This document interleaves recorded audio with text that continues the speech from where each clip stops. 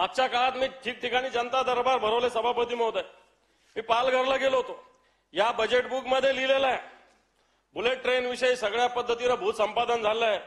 माझ्याकडे तक्रारी सभापती महोदय, मी असं तसं बोलत नाही, या भागातील भूसंपादन केलेल्या लोकांच्या तक्रारी माझ्याकडे जवळपास 70-80 तक्रारी माझ्याकडे आहे.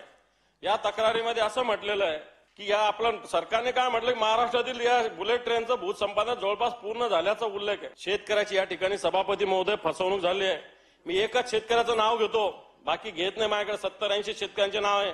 मौजे माताडी तालुका जिल्हा ठाणे येथील जीवन महादूप पाटील या शेतकऱ्याची सर्वे क्रमांक 52/3 मधील 23 गुंठे जागेमधील 2.3 गुंठे एवढी जागा बुलेट ट्रेन प्रकरणासाठी गेली. इथं एक हनी हिटर था कंपनीनं खोटी कागदपत्र दाखवून जागा स्वतःच्या नावावर करून घेतली. सभापती, आदिवासी बांधवांची फसवणूक मोठ्या प्रमाणावर या ठिकाणी केलेली आहे. सभापती महोदय, ही कोण आणि इंटर कंपनी याच्या विरोधात उपजिल्हाधिकाऱ्यांनी योग्य निर्णय दिला, त्या शेतकऱ्याच्या बाजूने निर्णय दिला.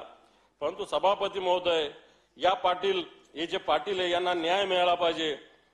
मोताड येथील जीवन पाटील वाटतं ही मागणी आपल्या माध्यमातून करेल. कारण आपण जे सांगता भूसंपादन करत असताना अनेक घोळ तिथं होतात त्याच्याशी मला काही घेणं नाही, पण शेतकऱ्यावर कोणत्या प्रकारे अन्याय बिलकुल होऊ नये अशा प्रकारची भूमिका मी व्यक्त करतो.